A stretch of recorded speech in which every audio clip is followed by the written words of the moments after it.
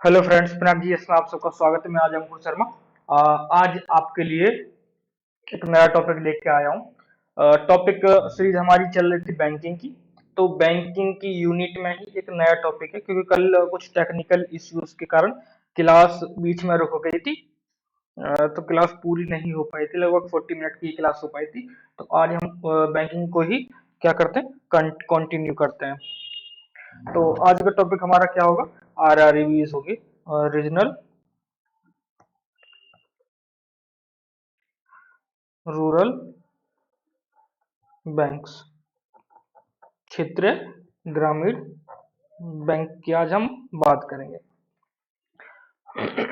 ये बैंक प्रारंभ में जो क्षेत्रीय ग्रामीण बैंकों को एक अलग श्रेणी की, एक शेड्यूल्ड लिस्ट में रखा जाता था, मतलब अनुसूचित बैंकों की श्रेणी में रखा जाता था।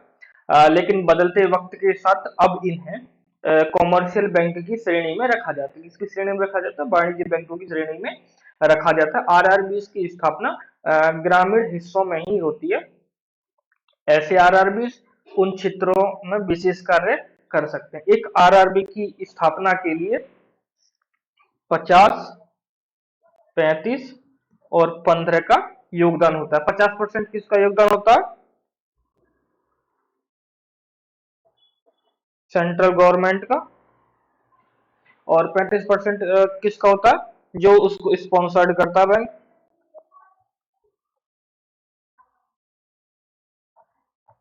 और ये 15% किसका होता है?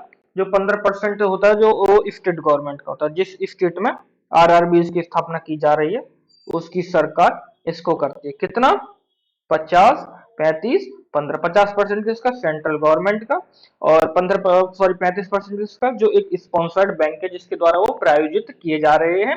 और 15% किसके द्वारा? स्टेट गवर्नमेंट के द्वारा, उस प्रदेश में, उस राज्य सरकार के द्वारा, जिस प्रदेश में उस RRB की स्थापना की जा रही है। ठीक है। यद्यपि इन बैंकों का परिचालन एक सार्वजनिक क्षेत्र की बैंक करती है, लेकिन ये अलग अलग नाम से कार्यरत है। भारत में आज भी अलग अलग नाम से कार्यरत है। 2 अक्टूबर 1975 को क्या हुआ? जो 4 स्टेट्स थे, 4 राज्यों में कितनी स्थापना की गई? 5 RRBs की स्थापना की गई। तो मतलब एक स्टेट में दो की स्थापना की गई, 2 RRBs की। बाकी स्टेट में, बाकी 3 स्टेट में एक एक RRBs की स्थापना की गई। ये 4 स्टेट कौन से थे? ये 4 स्टेटों की अगर हम बात करें, तो पहला स्टेट कौन सा? यूपी। यूपी में कहाँ कहाँ खोली गई? मुरादाबाद।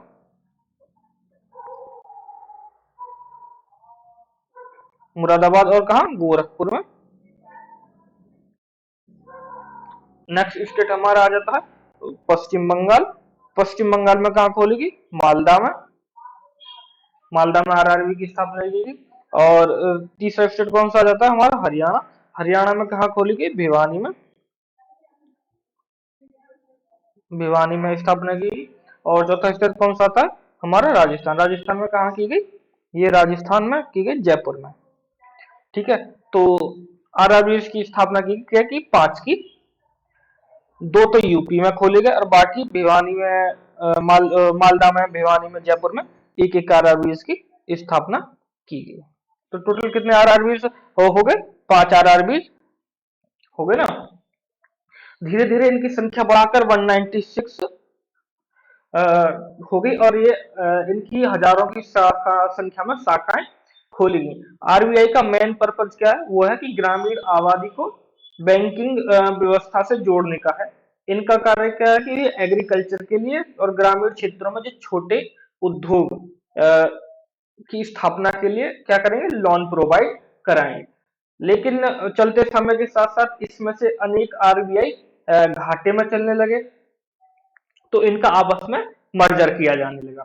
और मर्जर करते करते इनकी संख्या को घटाकर कितना कर दिया गया? 56 कर दिया गया। लेकिन अभी भी इनकी स्थिति सुधरी नहीं थी, तो इन्हें फिर से घटाकर कितना लाया गया? फिर से घटाकर 36 कर दिया गया। वर्तमान में कंडीशन की अगर बात करते हैं, प्रेजेंट कंडीशन की अगर हम बात करते हैं, तो वर्तमान में आर SBI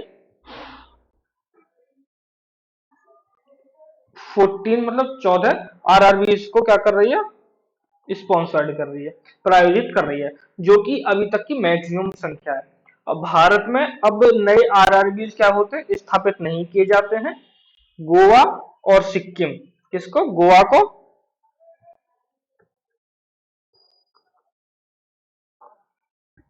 गोवा और सिक्किम को छोड़कर भारत में लगभग सभी राज्यों में आरआरबी स्थापित हैं। वर्तमान कंडीशन ये है। ठीक है। अक्टूबर 2020 में क्या हुआ, आरआरबीज को एलएएफ की मतलब लिक्विडिटी मैनेजमेंट से संबंधित चुनौतियों को दूर करने के लिए आरबीआई ने एक गाइडलाइन जारी की, और उसके लिए कुछ दिशा निर्देश भी दिए गए, कुछ मानदंड दिए गए। आरबीआई ने कहा कि वो आरआरबीज एलएएफ मतलब लिक्विडिटी एडजस्टमेंट फैसिलिटी और एमएसएफ मतलब मार्जिनल स्टैंडिंग फैसिलिटी की सुविधा प्रदान कर सकते हैं, जिन्होंने अपना सीआरएआर कितना रखा हो, सीआरएआर कितना रखा हो, 9% या उससे ज्यादा रखा हो, 9% या उससे ज्यादा रखा, 9% या उससे ज्यादा हो। दूसरा क्या कि कोर बैंकिंग,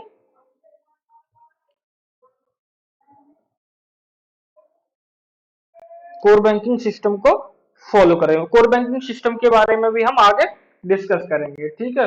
तो ये हो गया एक टॉपिक। अब नेक्स्ट टॉपिक रहेगा हमारा कोऑपरेटिव बैंक, क्योंकि हमने कोऑपरेटिव बैंक की भी बात की थी। तो नेक्स्ट टॉपिक कौन सा कर लेते हैं हम, नेक्स्ट टॉपिक हो जाता है हमारा कोऑपरेटिव बैंक।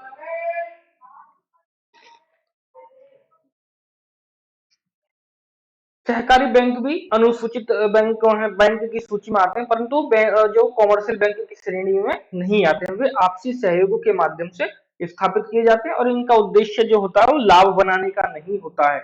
जैसे जैसे सरकारी बैंक प्रचलित होने लगे, राज्य सरकार के नियंत्रण में इनको लाया गया। इनका पंजीयन क्या होता है कि दो तरह से किया जाता है, दो अलग अलग अधिनियम के द्वारा किया जाता है। जो स्टेट है, कौन कौन से, जो स्टेट,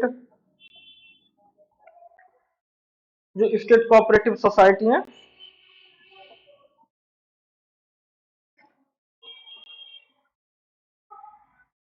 सोसाइटी एक्ट के द्वारा किया जाता है एक तो।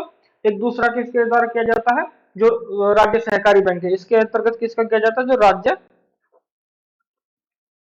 सहकारी बैंक। दूसरा क्या है, दूसरा है मल्टी कोऑपरेटिव सोसाइटी एक्ट।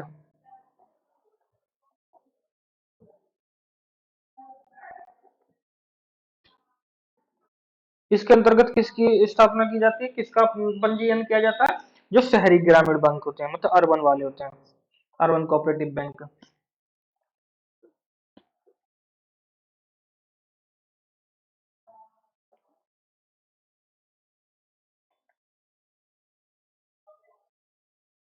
ठीक है। राज्य सहकारी बैंक एक राज्य के बाहर कार्य नहीं कर सकते, जबकि शहरी सहकारी बैंक क्या कर सकते हैं, एक राज्य के बाहर भी कारोबार कर सकते हैं। हमारा ये टॉपिक हो जाता है खत्म, यहाँ तक हो जाता है। ठीक है। लेकिन एक और चीज है इसमें, एक नोट करके लिख सकते हैं कि भारत में एक सहकारी बैंक ऐसी भी है जो गृह मंत्रालय के अंतर्गत कार्य करती है। सिर्फ एक बैंक है जो कि होम मिनिस्ट्री के अंतर्गत कार्य करती है। वो कौन सी बैंक है, रेपको बैंक।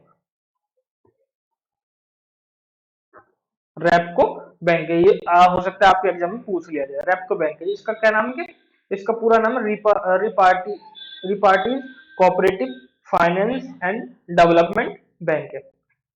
यह कहाँ कार्यरत है, यह केवल तमिलनाडु में, तमिलनाडु में कार्यरत है। और इसका मुख्यालय कहाँ है, चेन्नई में मुख्यालय। इस बैंक की स्थापना किसके लिए की गई थी, इस बैंक की स्थापना जो श्रीलंका से लौटे भारतीय तमिल लोगों के पुनर्वास के उद्देश्य से की गई थी, जो कि किसकी समस्या से परेशान थे, जो कि लिट्टे की समस्या से क्या थे, ग्रसित थे, उनके लिए की गई थी। अब नेक्स्ट टॉपिक है कि नरसिम्हन समिति बात करते हैं हम।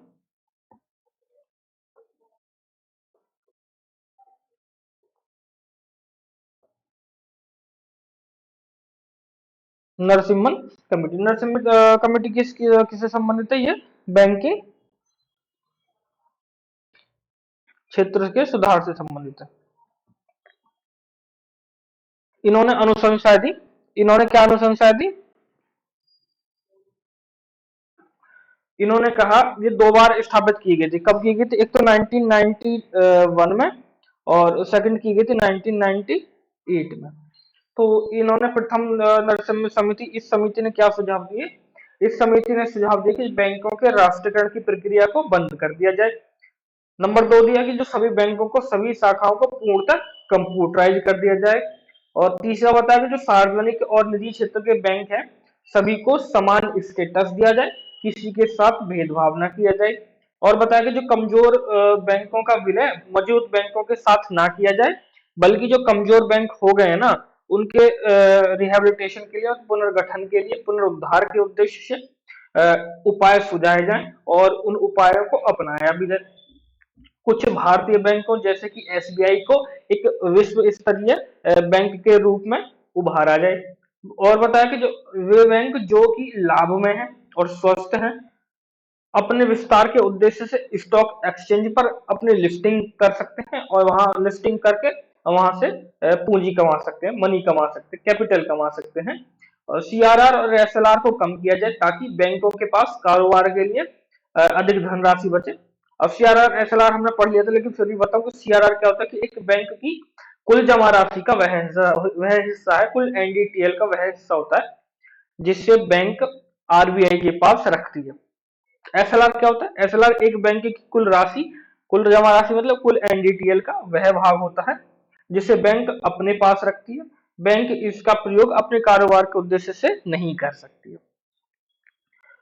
और बताया कि जो बैंकों के जो गैर निष्पादनकारी परिसंपत्तियां, जो एनपीए, नॉन परफॉर्मिंग एसेट है, उनकी वसूली के लिए एसिड रिकंस्ट्रक्शन कंपनी एआरसी बताया। कौन से बताया? इसने कि एसिड रिकंस्ट्रक्शन सॉरी कंपनी की स्थापना किया जाए। और बताया कि जो प्राथमिकता वाले क्षेत्रों को दिए जाने वाले ऋण को घटाकर 10% कर दिया जाए।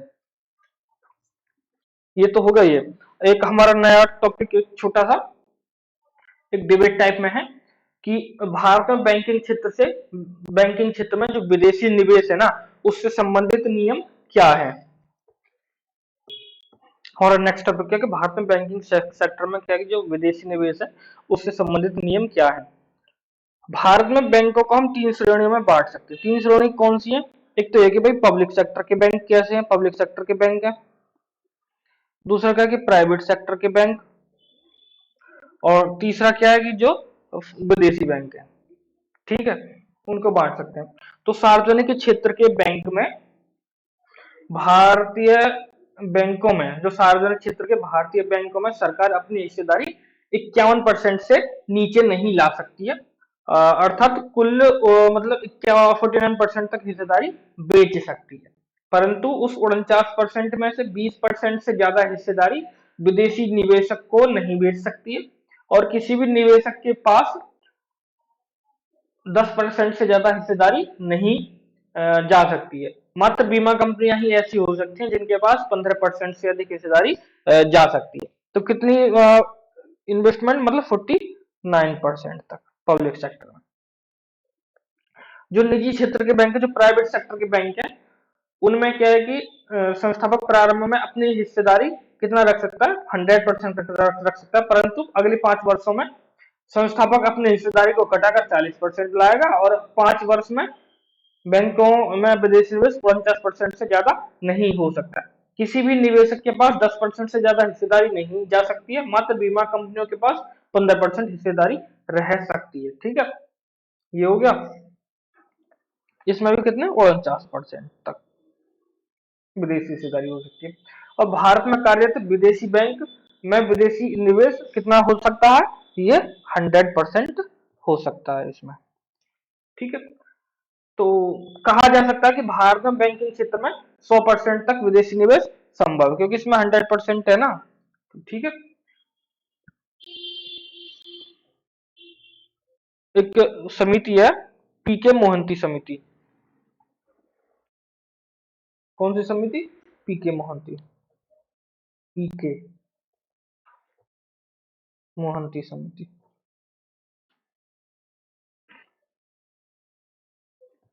ये किससे रिलेटेड है? ये है जो कॉमर्शियल बैंक है,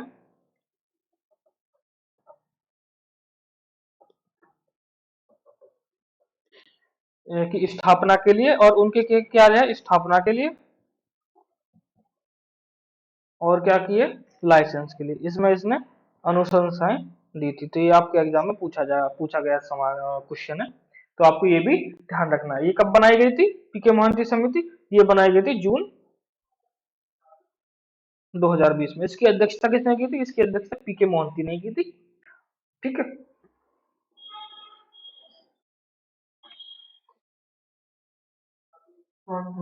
एक नया टॉपिक है, PSL. PSL, priority sector landing. Priority sector landing क्या है, इसके बारे में थोड़ी सी चर्चा कर लेते हैं। पीएसएल क्या है, इसके बारे में चर्चा कर लेते हैं। भारत में कुछ क्षेत्रों को आरबीआई अत्यंत महत्वपूर्ण मानती रही है। यह मान्यता रही है कि देश के चौतरफे विकास के लिए इन क्षेत्रों का विकास अनिवार्य है। अगर देश को एक चहुमुखी विकास देना है तो इन क्षेत्रों का विकास होना आवश्यक है। अतः इन क्षेत्रों में बैंक अनिवार्य रूप से ऋण प्रदान कर सकते हैं। इन क्षेत्रों में कौन कौन से क्षेत्र आते हैं? एक तो एग्रीकल्चर से रिलेटेड आता है, एग्रीकल्चर और इससे रिलेटेड क्षेत्र आता है। दूसरा क्या है कि जो बुनियादी सुविधाएं से, जो बुनियादी निर्माण है। तीसरा क्या है? जो एजुकेशन है, शिक्षा है। चौथा क्या है? निर्यात है, एक्सपोर्ट है। पांचवा क्या, कि जो समाज के कमजोर वर्ग हैं, जिसमें अल्पसंख्यक समूह जाति भी आती है। छठा क्या है? छठे में आते हैं सूक्ष्म वित्तीय संस्थान। और सातवां क्या, कि सूक्ष्म और लघु औद्योगिक इकाइयां हैं। आठवां क्या है, कि कम मूल्य का गृह निर्माण है। ये सब इसमें आते हैं। जो कम मूल्य का गृह निर्माण है, ये सब इसमें आते हैं। बाद में इस सूची में चार को और ऐड किया गया। वो चार कौन कौन से हैं? पहले की अगर बात करते हैं तो नवीकरणीय ऊर्जा है। और दूसरे की बात करते हैं तो सामाजिक बुनियादी निर्माण, जैसे कि विद्यालय हैं, कॉलेजेस हैं, अस्पताल है, ये सब है। तीसरे में क्या आता है? तीसरे में आता है मध्यम आकार की औद्योगिक इकाइयां, जो मीडियम की है। दूसरा और क्या है कि चौथे में क्या है, कि जो है प्रधानमंत्री जन धन योजना के अंतर्गत ओवरड्राफ्ट की सुविधा, ओवरड्राफ्ट, ये सब इसमें आते हैं। आरबीआई ने भारतीय और विदेशी बैंकों के लिए यह अनिवार्य कर दिया है कि उन्हें उनके दिए कुल ऋण का 40% क्या दिया जाएगा? इस टोटल, जो अगर किसी ने 100 रुपये लोन दिया है तो किसी बैंक ने, तो उसका 40 रुपये क्या दिया जाएगा? इन्हीं क्षेत्रों को दिया जाएगा। इन्हीं क्षेत्रों को, किन क्षेत्रों को? जो ये 8 और 4 12 क्षेत्र बताए गए, इन क्षेत्रों को दिया जाएगा। और इसमें भी एग्रीकल्चर को अकेला 18% तक दिया जाएगा। ये तो था बैंक्स के लिए, कितना? 40%। और आरआरबीज के लिए क्या है? ये 75%, क्योंकि आरआरबीज की स्थापना ही एग्रीकल्चर के लिए की गई थी ना। ठीक है। तो इसके लिए क्या है? ये किसके लिए? आरआरबीज के लिए है। इतनी बात समझ आ गई कि बैंक को कितना देना है? इस सेक्टर को लिए 40% देना है। और जो आरआरबीज है, रीजनल रूरल बैंक है, उनको कितना देना है? 75% देना है लोन के रूप में। और पीएसएल हमने देख लिया। पीएसएल सी, प्रायोरिटी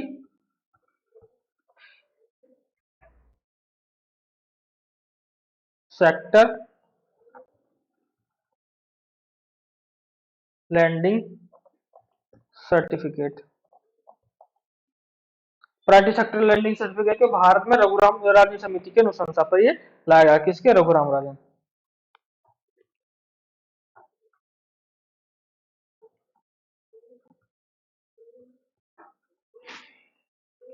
इसका उद्देश्य क्या है? कि उन बैंकों को प्रोत्साहित करना, मतलब प्रमोट करना, जो कि प्राथमिकता वाले क्षेत्रों में तय किए गए लक्ष्यों से ज्यादा लोन दे देते हैं। इसके अंतर्गत एक बैंक उतने ही मूल्य का सर्टिफिकेट जारी कर सकते हैं जितना उसने लक्ष्य से ज्यादा ऋण दे रखा है। यह प्रमाण पत्र क्या है? कि जारीकर्ता बैंक क्या करेगा? आरबीआई द्वारा तैयार किए गए एक प्लेटफॉर्म कौन सा? इकोवेर पर अन्य बैंकों को इसको बेच देगा। अर्थात मतलब क्या हो जाएगा कि इसकी खरीद बिक्री कहाँ होती है? ऑनलाइन होती है।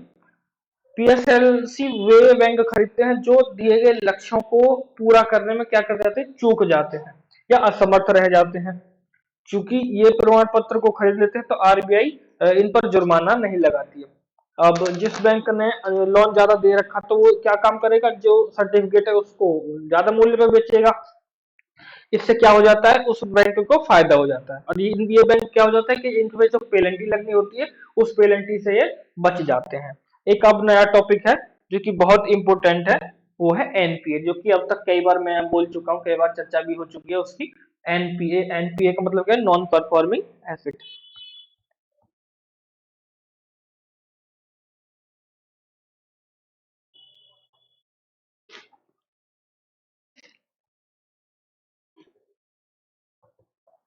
नॉन परफॉर्मिंग एसेट, गैर निस्पंदनकारी परिसंपत्तियां। एनपीए जो है एक बैंक द्वारा दिए गए उस ऋण को कहते हैं जिस पर मूलधन और ब्याज की प्राप्ति लगातार कितने दिन तक, 90 दिन तक नहीं हो पा रही, कितने 19 डेज तक, 19 डेज तक नहीं हो पाए, परंतु वर्तमान नियमों के अनुरूप क्या है कि जैसे ही एक ऋणी ऋण लेकर इसकी परिसंपत्ति को वापस करने में चूकता है तो बैंकों को, आरबीआई को 30 दिन के भीतर इसकी जानकारी देनी होती है। एनबीएफसी के लिए यह समय सीमा कितनी है, 180 दिन है। ठीक है, एनबीएफसी के लिए कितना है, 180 दिन है, जिसे वर्ष 2022 में बैंकों के समतुल्य कर दिया गया, कितना, 90 दिन कर दिया गया। पहले 180 दिन थी, अब ये चाहे बैंक हो या एनबीएफसी हो, सबके लिए कितना है, 90 दिन का ही है। एनपीए के प्रारूप में अगर बात करें तो इसमें हम 3 प्रकार से डिवाइड कर सकते हैं। 3 प्रकार कौन कौन से हैं? नंबर 1, सब स्टैंडर्ड एसिड।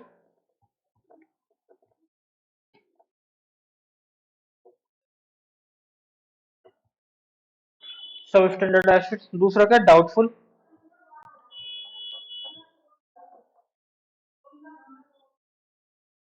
Doubtful acid. और तीसरा क्या कि लॉस एसिड।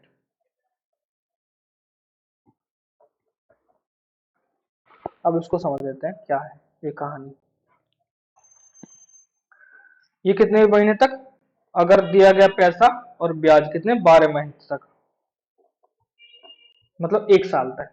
और ये कितना, 12 से 36 मंथ तक, मतलब कितना, 1 से और 3 साल तक। और ये कितना है, 36 माह से ज्यादा से अधिक हो जाए तब। जैसे ही एक दिया गया ऋण एनपीएम परिवर्तित होता है तो उसे स्टैंडर्ड परिसंपत्ति की श्रेणी में रखा जाता है, यह 12 महीने तक की श्रेणी में आता है। और यदि इसके उपरांत भी वसूली ना हो पाए तो इसको डाउटफुल एसेट में रख देते हैं। यदि 12 महीने से 3 वर्ष की तक भी ये अगर ना मिल पाए तो इसको क्या कर देते हैं, लॉस एसेट में, पहले सब स्टैंडर्ड में, सब स्टैंडर्ड के बाद किस में रख देते हैं, डाउटफुल में, और डाउटफुल के बाद किस में रखते हैं, लॉस एसेट में। ठीक है,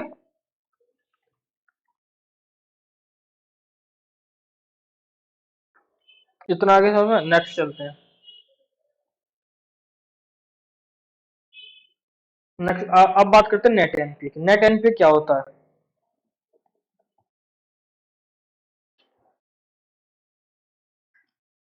plus provision equal to gross NPA.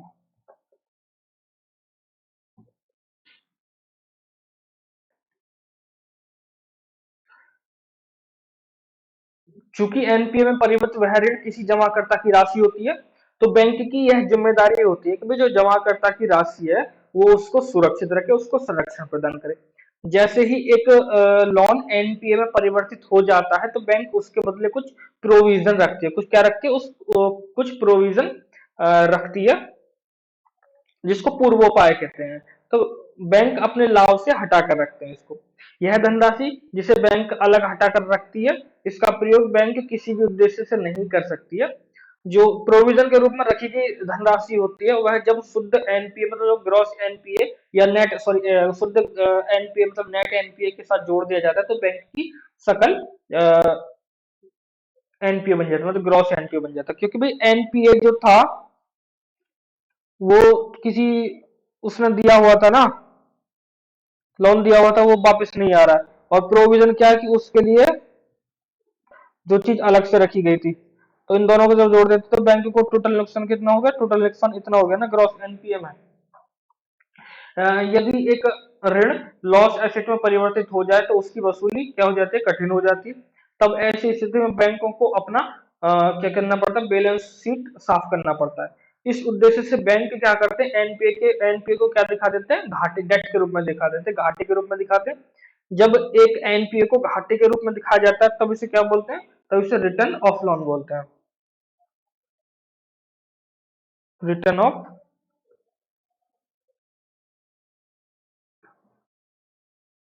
तो इसे रिटर्न ऑफ लोन बोल देते हैं।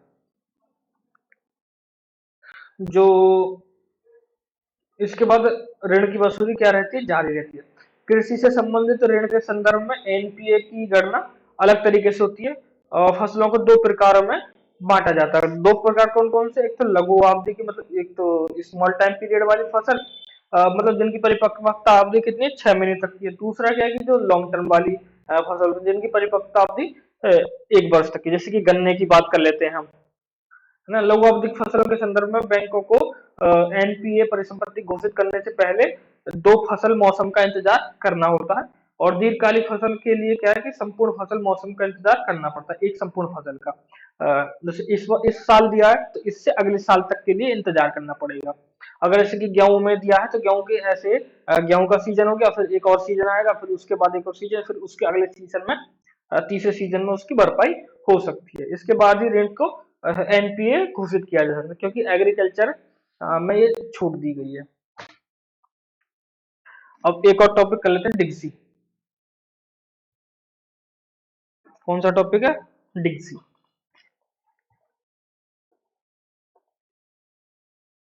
इसको हम क्या बोलते हैं, deposit insurance and credit guarantee corporation. ये क्या कि भारतीय रिजर्व बैंक की पूर्ण स्वामित्व वाली, क्या कि आरबीआई की पूर्ण स्वामित्व वाली सहायक कंपनी है, जो बैंकों की जमा राशि के लिए सुरक्षा कवर प्रदान करती है। जब बैंक अपने जमाकर्ता को भुगतान करने में विफल हो जाता है तब जमा राशि पर यह बीमा प्रदान करती है। डिक्सी भारत में स्थित सभी वाणिज्य और विदेशी बैंकों के जमाकर्ता को पैसों को सुरक्षित करता है, जिसमें केंद्र और राज्य और सहकारी बैंक, क्षेत्र ग्रामीण बैंक और क्या कि स्थानीय बैंक शामिल है। डिक्सी के पास जमा राशि का बीमा करवाना सभी बैंकों को अनिवार्य हो जाता है, और एक जमाकर्ता डिक्सी से बीमा कवर के रूप में प्रति खाता अधिकतम 5 लाख रुपए तक का दावा कर सकता है। कि अगर कि आपके अकाउंट में 10 लाख रुपए हैं और किसी बैंक को बुरी तरह से डूब जाता है तो डिक्सी से आप क्या कर सकते हैं, 5 लाख रुपए तक का ही इंश्योरेंस कवर ले सकते हैं। हालांकि ऐसा होता नहीं है, गवर्नमेंट इंटरफेयर करती है, गवर्नमेंट क्या करती है, उसको उस बैंक को मर्जर कर देती है, क्योंकि एकदम भगदड़ मची जाएगी ना अगर ऐसे कोई बैंक डूब जाएगा और सबको किसी के 1 करोड़ रुपया, उसको तुम 5 लाख रुपए तक की गारंटी प्रोवाइड करोगे तो ठीक है। तो डिक्सी ये काम फ्री में तो नहीं करेगा, तो डिक्सी इस काम को क्या करेगा, 100 रुपए की जमा राशि पर 12 रुपए का क्या करता है, सॉरी 12 पैसे का, 12 रुपए का नहीं, सॉरी 12 पैसे का एक प्रीमियम डिक्सी को जाता है। जैसे कि अगर 100 रुपए है तो उस 100 रुपए पे क्या करेगा, 12 पैसे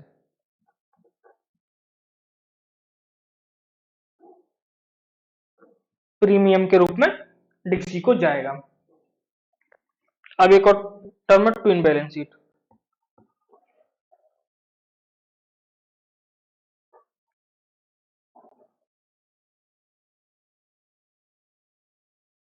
ट्विन बैलेंस शीट पर हम क्या कि जब वित्तीय कारणों से कंपनी का तुलन पत्र प्रभावित हो जाता है तो यह किसी दूसरी कंपनी के तुलन पत्र को भी प्रभावित करता है। मतलब एक कंपनी है जिसकी बैलेंस शीट खराब हो गई है और एक दूसरी कंपनी है जिससे उसने लोन ले रखा है, तो कहीं ना कहीं इस कंपनी ए जो है उसका बैलेंस शीट का इफेक्ट कहीं ना कहीं कंपनी बी पे भी पड़ेगा, क्योंकि कंपनी ए दिवालिया हो चुकी है, तो कहीं ना कहीं कंपनी बी को भी नेगेटिव रूप से इम्पैक्ट करेगी। तो इससे क्या हो जाएगा, कंपनी बी की बैलेंस शीट खराब हो जाएगी। इसी को क्या कहा गया, balance sheet, twin balance sheet problem कहा गया। और एग्जांपल के तौर पर करें कि सपोज करो कि एसबीआई ने एक एसबीआई क्या है, एक बैंक है, उस बैंक ने किसी इंडस्ट्रियल को क्या दिया है, लोन दे रखा है अच्छी मात्रा में। मान सकते एग्जाम्पल के तौर पर लेते हैं कि रिलायंस को लोन दिया गया।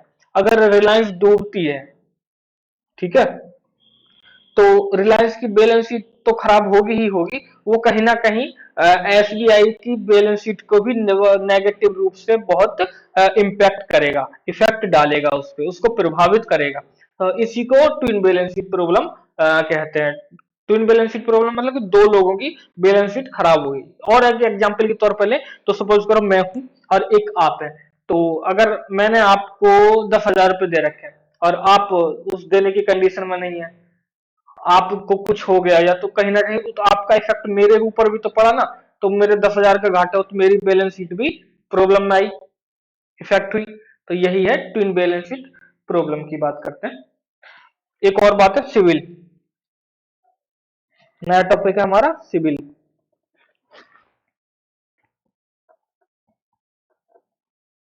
सिविल क्या है कि credit information bureau India limited, और एक क्या है पीसी, पब्लिक क्रेडिट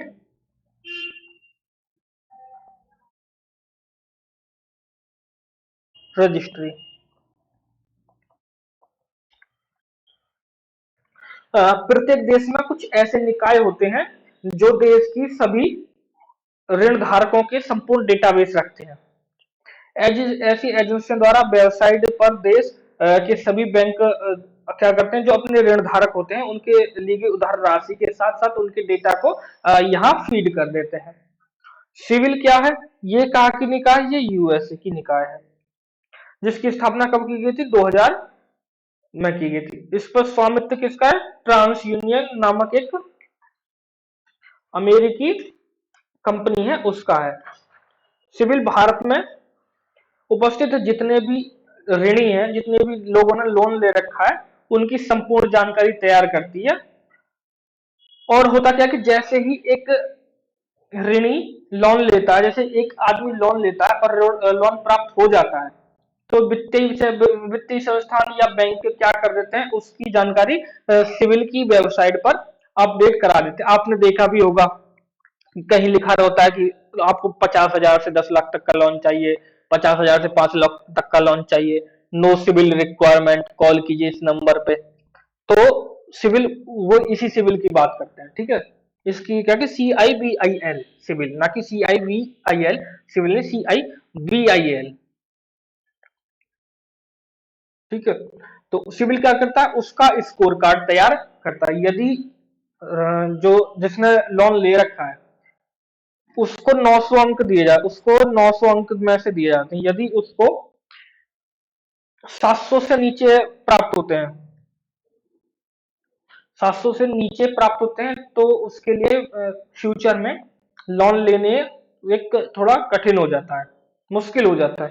यदि स्कोर -1 आया है तो ये कहा जाता है कि इसने कभी भी पहले लोन, इस आदमी ने पहले कभी भी लोन नहीं लिया है। भारत में आरबीआई वाईएम देवस्थली की अनुशंसा पर, किसकी अनुशंसा पर, ये किसकी इस अनुशंसा पर की गई, वाईएम देवस्थली की, देवस्थली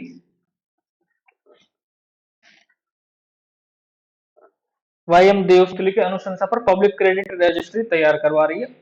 इसका उपयोग सब वही काम करेगी जो कि भारत में अमेरिकी करती है, कौन, सिविल कंपनी करती है, ठीक है, जो कि ट्रांस यूनियन के अधीन कार्य रहता है। वही सब काम भी क्या करेगा, पब्लिक क्रेडिट रजिस्ट्री करेगा। जैसे ही भारत में एक आदमी लोन लेगा तो उस लोन की जानकारी और उस व्यक्ति की संपूर्ण जानकारी और उसको टाइम पीरियड के कितने टाइम में इसको वापस करना, सारा कुछ पब्लिक क्रेडिट रजिस्ट्री पे तैयार किया जाएगा। मतलब कि अगर हम सीधे सीधे शब्दों में कहें तो ये एक तरह से रजिस्टर है जिसमें किस व्यक्ति ने कितना लोन लिया है वो सब लिखा जाएगा। जैसे कि आप अपने घरों में भी देखते होंगे कि आपने किसको कितने पैसे दे रखे हैं या आपको कहाँ से कितने पैसे देने हैं अभी, वो सब आप इस पे आप एक रजिस्टर बना लेते हैं ना, डायरी बनाते हैं, तो वही आपके घर की क्या है, वो पब्लिक क्रेडिट रजिस्ट्री है। तो ऐसे ही देश ने अपनी भी पब्लिक क्रेडिट रजिस्ट्री बनाई है, क्योंकि अभी तक भारत क्या कर रहा था, जो दूसरे की रजिस्ट्री थी, दूसरे की किसकी, अमेरिका की सिविल, उस पे जानकारी प्रोवाइड कर देता था कि उसमें लिखवा देता था। वो तो यही वाली बात होगी कि मेरी डायरी मैं किसी दूसरे की में लिखवा दूं कि भाई मैंने आज इस आदमी को इतने रुपए दिए, ये आदमी मुझे इस दिन को इतने रुपए वापस देगा, और इस आदमी का ये नाम गांव पता, फादर्स नेम वगैरह वगैरह, ये सब ये है। तो चलते समय के साथ वायम देवस्थली समिति ने कहा कि क्यों ना ऐसा किया जाए कि अपनी खुद की रजिस्ट्री बना ली जाए, अपनी खुद की डायरी बनाई जाए। तो ये एक तरह से क्या है कि रजिस्टर है, एक तरह से वही है, खाता वही है। ठीक है। अब नेक्स्ट टॉपिक करते हैं, विलफुल डिफॉल्टर। विलफुल डिफॉल्टर, आपने बहुत सोचा होगा कि मेरे साथ डिफॉल्ट डिफॉल्ट कर दिया, बैंक डिफॉल्टर कर दिया।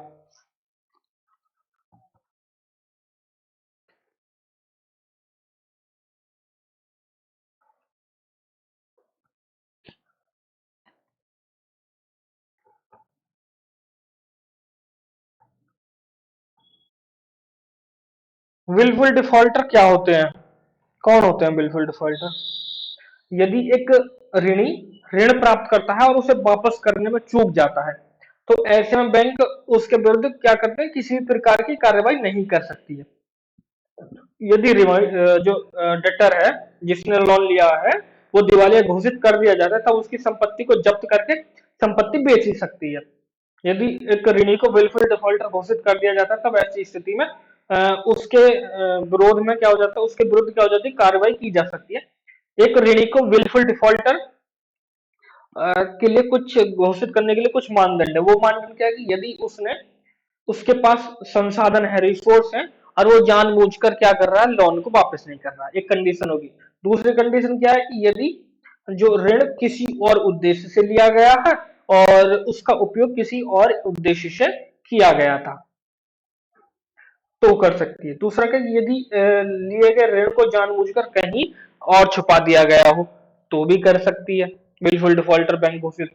चौथा क्या है कि यदि एक संपत्ति गिरवी रखकर ऋण की प्राप्ति की गई और ऋणदाता ने बिना सूचित किए उस संपत्ति को बेच दिया हो, तो भी विलफुल डिफॉल्टर घोषित कर सकती है। सपोज करो कि आपने हाउस लोन लिया, हाउस गिरवी रख के एक लोन ले लिया, हाउस लोन तो एक अलग हो गया। आपने अपना घर गिरवी रखा, घर गिरवी रख के एक लोन ले लिया, और आपने क्या काम किया, जो लोन आपने रख दिया एक एसेट के रूप में गिरवी, आपने बिना बैंक को सूचित किया और बैंक को पता नहीं चली, आपने घर बेच दिया, तो आपको विलफुल डिफॉल्टर घोषित कर सकता है बैंक। जैसे कि अगर हम बात करते हैं, किंगफिशर एयरलाइंस और नीरव मोदी की कंपनियां विलफुल डिफॉल्टर की श्रेणी में ही आती है। ठीक है, इतना हो गया। अब एक और बात करते हैं, मैंने अभी बात की थी एआरसी की, जिसमें मैंने नरसिम्हन समिति रिपोर्ट 1991 में बताया था कि एआरसी की अनुशंसा की। एआरसी क्या है? यह है एसेट रिकंस्ट्रक्शन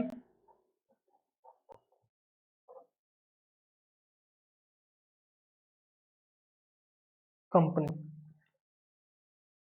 भारत में एआरसी की स्थापना किसके अंतर्गत की जाती है? सारफेस। किसके अंतर्गत की गई थी? सारफेस। सारफेसी एक्ट के अंतर्गत की गई थी।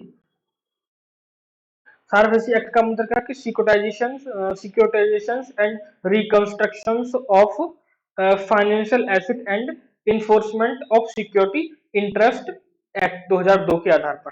ये कब लाया गया था? 2002 में लाया गया था, के आधार पर हुई थी। इस अधिनियम ने बैंक को यह प्राधिकार प्रदान किया कि यदि एक डेटर ऋण लेकर वापस न कर पाए, तो ऐसी स्थिति में गिरवी रखी गई संपत्ति को जब्त करके उसको नीलामी कर दी जाए। परंतु ऐसा मात्र सुरक्षित क्षेत्रों के संदर्भ में ही हो पाता था। इसी सार्फेसी एक्ट ने एआरसी की स्थापना का मार्ग भी हमको बताया कि आप एआरसी स्थापित कीजिए, एसेट रिकंस्ट्रक्शन कंपनियां। तो भारत में पहली एआरसी स्थापित की गई, कौन सी? ARCIL, मतलब asset reconstruction company India limited. इसकी स्थापना पीएनबी ने की। इसकी स्थापना किसने मिलकर की? चार बैंकों ने। चार बैंक कौन कौन से हैं? चार बैंकों ने की, एसबीआई ने की, पीएनबी ने की, आईसी आईसीआई ने की, और किसी ने की? आईडीबीआई ने की। आईडीबीआई ने, इन चारों ने मिलकर की। एआरसी की स्थापना दो और दो से अधिक बैंक मिलकर कर सकते थे, और निजी निवेशक भी आरबीआई की अनुमति के लेकर एआरसी की स्थापना कर सकते हैं। एआरसी बैंकों के एनपीए को उनके छूट दर पर खरीदते हैं और अपने प्रशिक्षित कर्मचारियों की सहायता से उनकी वसूली का प्रयास करते हैं। क्योंकि भारत में बैंकों का एनपीए लगातार बढ़ रहा है, तो निजी क्षेत्र में एआरसी के लिए छूट दर पर एनपीए को खरीदना कठिन है। चूंकि एनपीए राजनीतिक रूप से भी जटिल हो जाते हैं, तो सरकार ने बेड बैंक, अतः सरकार ने क्या किया, बेड बैंक की स्थापना का निर्णय लिया। बेड बैंक भी क्या है, एक एआरसी है। ये क्या काम करेगा, जो बैंकों का एनपीए हो चुका है उसको ये खरीदेगा छूट दर पे, और अपने प्रशिक्षित कर्मचारियों की तरह मतलब वो एआरसीआईएल की अर्सिल की तरह ही कार्य करेगा, बस इसका नाम बदल दिया, बेड बैंक का नाम कर दिया क्या, और इतना हो गया, बेड लोन को खरीदेगा। आगे बनती है उर्जित पटेल समिति।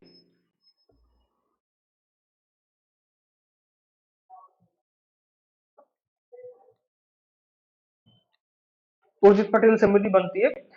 फिर इस मुद्दे को पुनः से जीवित किया गया, और इस बेड बैंक का नाम बदलकर अब क्या कर दिया गया, इस बैंक का नाम बदला यहां से और पारा कर दिया गया। पारा, पारा का मतलब क्या है कि public sector asset rehabilitation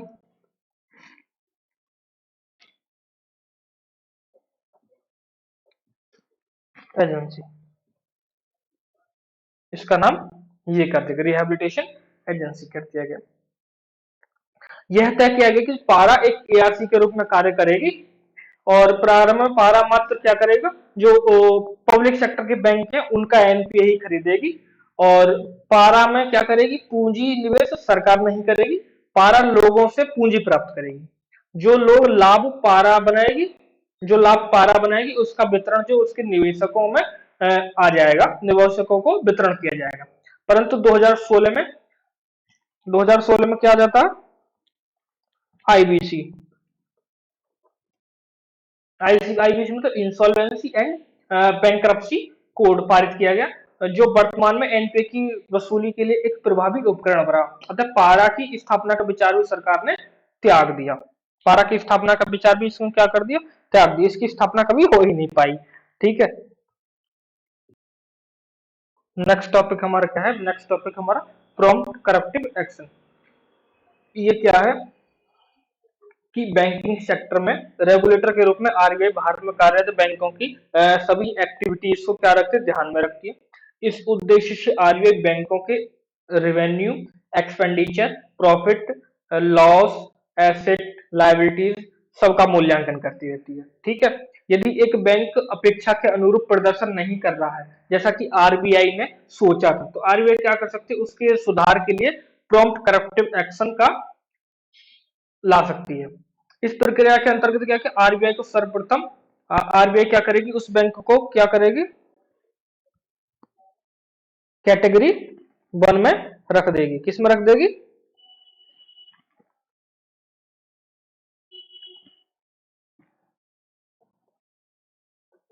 category 1 में रख देगी। एक कैटेगरी 1 में रख दिया जाएगा, तो इसके तहत आरबीआई बैंक को जो शेयर धारकों हैं, जो शेयर धारक है उनके लिए डिविडेंड वितरित करने से मना कर देगी। डिविडेंड मतलब लाभांश को वितरित करने से मना कर देगी। यदि यह एक विदेशी बैंक है और जो भारत में काम करती है, तो आरबीआई क्या करेगी, बैंकिंग के संस्थापक को बैंक में और ज्यादा पूंजी निवेश करने के लिए कहेगी। वो कहेगी कि भाई आपका बैंक डूबता जा रहा है, आपका बैंक सही काम नहीं कर रहा, आप इसमें और पूंजी निवेश कीजिएगा। दूसरा क्या है कि यदि इन उपायों के बाद भी इस बैंक में सुधार नहीं होता या इससे बाहर नहीं आता, तो एक क्या कर देगा, इसके बाद कैटेगरी सेकंड में रख देगी। और कैटेगरी सेकंड में रखने के बाद क्या होगा, बैंकों पर पहले से कैटेगरी 1 से ज्यादा प्रतिबंध लगाए जाएंगे।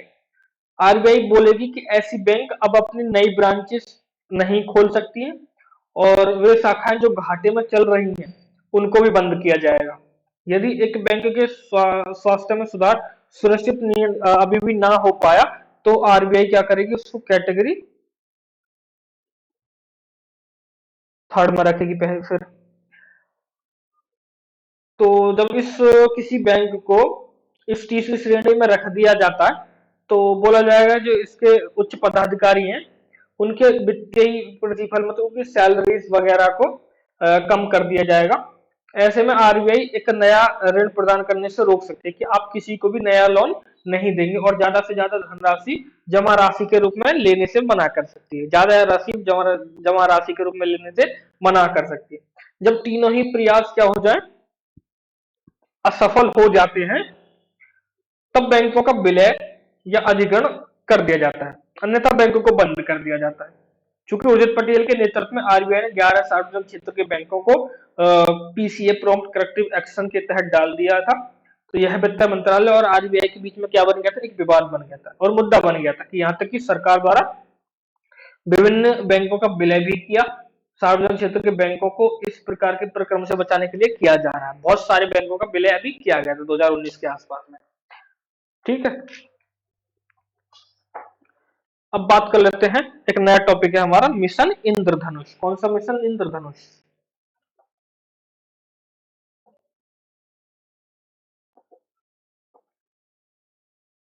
मिशन इंद्रधनुष को हम दो जगह पढ़ते हैं, एक तो कहां पढ़ते हैं, एक तो स्वास्थ्य मंत्रालय में पढ़ते हैं, स्वास्थ्य मंत्रालय के अंतर्गत, लेकिन वो मिशन इंद्रधनुष वो एक अलग मिशन इंद्रधनुष है। लेकिन ये किसकी अनुशंसा पर, क्योंकि हम इसको इकोनॉमी में पढ़ रहे हैं, तो ये वित्त मंत्रालय के अंतर्गत काम करता है। वित्त मंत्रालय ने इसकी स्थापना की गई थी, किसकी अनुशंसा पर? पीजे नायक समिति की पे।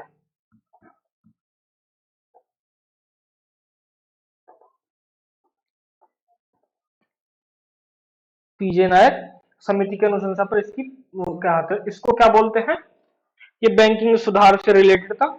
इसको क्या बोलते हैं? A to G banking sector reform भी कहा जाता है। इसको क्या बोलते हैं? A to G banking sector reform कहा जाता है। ए फॉर अपॉइंटमेंट, बी से क्या है? बैंक बोर्ड ब्यूरो, सी से क्या है? कैपिटलाइजेशन,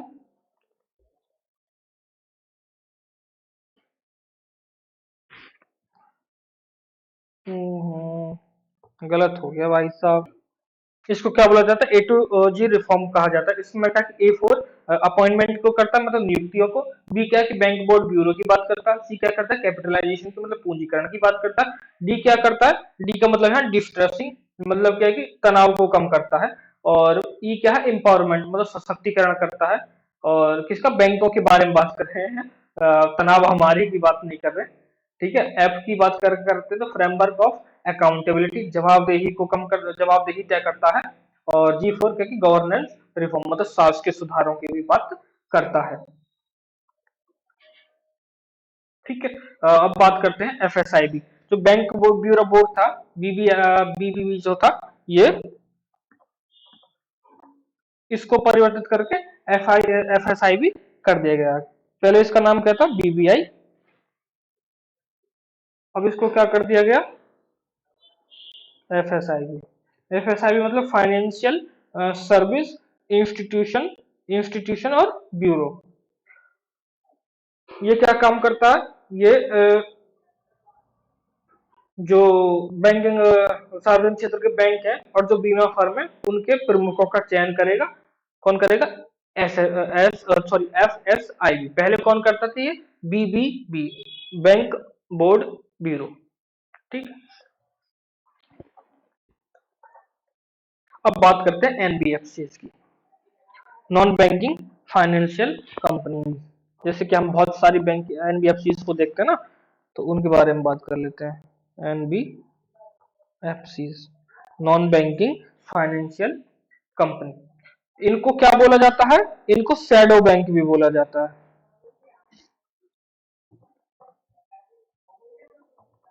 इनको क्या बोला जाता है? इनको शैडो बैंक भी बोला जाता है। ये एक बैंक की तरह कार्य करते हैं, परंतु एक कंप्लीट बैंक नहीं होते हैं। वे वित्तीय लेन देन से जुड़े होते हैं और पूर्णतः एक बैंक के रूप में कार्य नहीं करते। बीमा कंपनियां और म्यूचुअल फंड्स कंपनियां जितनी भी हैं, वो सब एनबीएफसी के अंतर्गत आती हैं, परंतु उनको आरबीआई नियंत्रित नहीं करती है। वे एनबीएफसी जो आरबीआई के नियंत्रित होती है, वो दो प्रकार की होती है। कौन सी भैया? एक तो नॉन डिपॉजिट टेकिंग एनबीएफसी, वे एनबीएफसी जो जमा राशि प्राप्त नहीं कर सकते। दूसरा क्या है कि नॉन टेकिंग, दूसरा क्या है कि डिपॉजिट टेकिंग।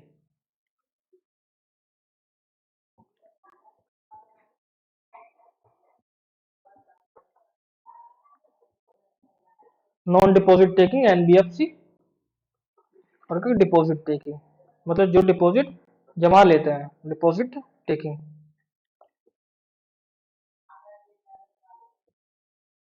एनबीएफसी की बात हम करते हैं।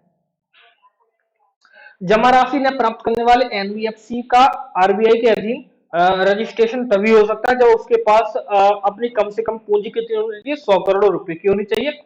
और ये एनबीएफसी क्या करते हैं, ऋणी को ऋण प्रदान करने के उद्देश्य से अपनी पूंजी का प्रयोग करते हैं। ऋणी को ऋण प्रदान करने के उद्देश्य से वे बैंकों से और वे अन्य एनबीएफसी से कम ब्याज दर पर ऋण प्राप्त कर सकते हैं। चूंकि वे केवल ऋण प्राप्त कर सकते हैं, तो वे क्या कर सकते हैं, सिर्फ क्रेडिट कार्ड जारी कर सकते हैं, डेबिट कार्ड जारी नहीं कर सकते और चेकबुक जारी नहीं कर सकते। इस लाइन को मैं दोबारा से बताता हूँ। चूंकि वे क्या काम करते हैं, लोन प्रोवाइड कराते हैं ना, तो वो लोन प्रोवाइड कराने के लिए क्रेडिट कार्ड जारी कर सकते हैं सिर्फ, डेबिट कार्ड जारी नहीं कर सकते हैं और ना ही चेकबुक जारी कर सकते हैं। ठीक है। जो जमा राशि प्रदान करने वाले हैं, जो जमा राशि प्राप्त करने वाले एनबीएफसी हैं, उनका आरबीआई के साथ पंजीयन तभी हो सकता है जब उनके पास क्या है कि 200 करोड़, इनके पास कितनी थी, 100 करोड़ की बात करते हैं, 100 करोड़ की बात कर रहे थे, जब इनके पास 200 करोड़ रुपए की अपनी पूंजी होगी। ये एनबीएफसी भी जमा राशि के रूप में जमाकर्ता से धनराशि ले सकते हैं और इसका प्रयोग वो ऋण के रूप में कर सकते हैं। परंतु एक एनबीएफसी को जो भी धनराशि प्राप्त होगी, जमा राशि प्राप्त होगी, उसकी मैच्योरिटी अवधि कितनी होगी, 12 महीने से कम होगी और 60 महीने से ज्यादा की नहीं होगी। मतलब कि वो करंट अकाउंट और सेविंग अकाउंट के रूप में पैसा नहीं ले सकते, वो फिक्स डिपॉजिट के रूप में पैसा ले सकते हैं। इतना आगे समझ में। ये क्या काम कर सकते हैं, ये डेबिट कार्ड और चेकबुक जारी नहीं कर सकते, ये क्रेडिट कार्ड जारी कर सकते हैं। ऐसे एनबीएफसी कितने तरह के होते हैं, ऐसे एनबीएफसी जो डिपॉजिट लेने वाले होते हैं, ये भी दो तरह से होते हैं। दो तरह वाले कौन से, एक तो रेटेड, एक नॉन रेटेड।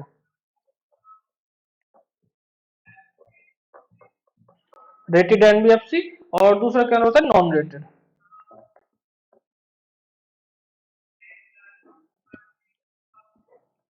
रेटेड एनबीएफसी कौन से होते हैं, रेटेड एनबीएफसी अपनी पूंजी के 4 गुना तक जमा राशि ले सकते हैं। मानो इनके पास 200 करोड़ है, तो ये कितने 4 गुना तक, मतलब 800 करोड़ तक रुपए ले सकते हैं, चार चार गुना, 4 गुना तक जमा राशि ले सकते हैं। और नॉन रेटिंग एनबीएफसी अपने क्या कर सकते हैं, अपने टोटल पूंजी का 1.5 गुना तक, 1.5 गुना तक जमा राशि के रूप में प्राप्त कर सकते हैं। जमा राशि पर इनके द्वारा ब्याज 3.5% से कम और 12.5% से ज्यादा का नहीं हो सकता। मतलब 3.5% से कम नहीं ला सकते और 12.5% से ज्यादा नहीं ले सकते। अगर इनकी इंटरेस्ट रेंज की बात करें तो 3.5 से लेकर 12.5% तक होती है। हालांकि देश में बैंक उधारकर्ताओं को ऋण प्रदान करने और जमा स्वीकार करने के लिए है, लेकिन एनबीएफसी क्या है कि अभी भी महत्वपूर्ण हो जाते हैं। केवल बैंक ही उधारकर्ता और जमा राशि की जरूरत को पूरा नहीं कर सकते, इसलिए एनबीएफसी क्या है कि फाइनेंशियल सेक्टर के लिए, वित्तीय क्षेत्र के लिए एक विकल्प के रूप में काम करते हैं। ये टॉपिक हमारा हो जाता है यहीं समाप्त। और अगला टॉपिक है इस्लामिक बैंक। इस्लामिक बैंक एक छोटा सा टॉपिक है, इसके बारे में हम डिस्कस कर लेते हैं और हुआ तो एक दो टॉपिक और देखेंगे। वीडियो को ज्यादा लंबी बनाने का प्रयास नहीं करेंगे, ठीक है। तो इस्लामिक बैंक के बारे में बात करते हैं। तो इस्लामिक बैंक वित्तीय समावेशन के लिए एक प्रमुख उपकरण था। इस्लामिक देशों में इस्लामिक बैंक लंबे इतिहास से उपस्थित रहे हैं, परंतु भारत में यह एक पूर्णतः नवीन अवधारणा थी। 2013 में आरबीआई ने पहली बार इस्लामिक बैंक की स्थापना के उद्देश्य से लाइसेंस प्रदान किया। कब कब किया, 2013 में पहली बार आरबीआई से लाइसेंस प्राप्ति स्थापित होने वाली पहली इस्लामिक बैंक कौन सी थी, Cheraman financial service limited.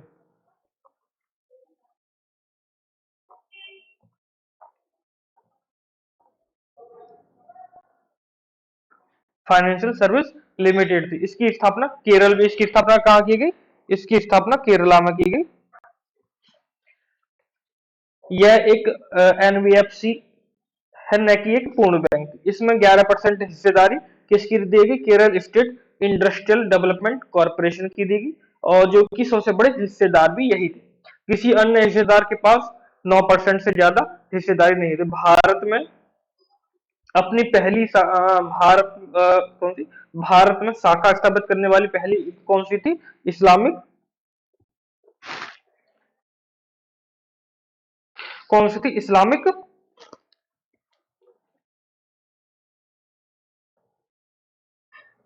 Development bank. ये कहाँ स्थापित थी? ये थी जिद्दा में। ये कहाँ स्थापित थी? ये जिद्दा में स्थापित थी। इसने अपनी शाखा पहली शाखा गुजरात के अहमदाबाद में स्थापित की। भारत में एक्सिम बैंक के साथ इस प्रकार की इसकी एक प्रकार की क्या थी कि सहभागिता है। इस्लाम में ब्याज लेना, हम जानते हैं कि इस्लाम में ब्याज लेना और ब्याज देना दोनों ही हराम माने जाते हैं। मतलब इस्लाम में गहन आस्था रखने वाले कई लोग अपने आप को बैंकिंग व्यवस्था से दूर रखते हैं। ठीक है, तो आज के लिए इतना ही रहने देते हैं। ये वैसे भी हमारी बैंकिंग वाली यूनिट जो है ये लगभग समाप्त है। बाकी इसमें कुछ रह गए, कल हम बात करेंगे फाइनेंशियल इंक्लूजन के बारे में। वाई एच मालेगाम समिति के बारे में बात करेंगे। ठीक है, जो कि सेल्फ हेल्प ग्रुप की बात कर लेंगे, एमएसएमई की बात कर लेंगे, मुद्रा की बात कर लेंगे, मुद्रा योजना की बात, और उसके बाद लगभग हमारी ये यूनिट खत्म हो जाती है। ठीक है, तो ठीक है, तब तक के लिए आप चैनल को सब्सक्राइब कीजिए, शेयर कीजिए, और अपने दोस्तों के साथ भी सब्सक्राइब करवाइए, चाहे वीडियो को लाइक कीजिए, शेयर कीजिए। ठीक है, बाय। ठीक है।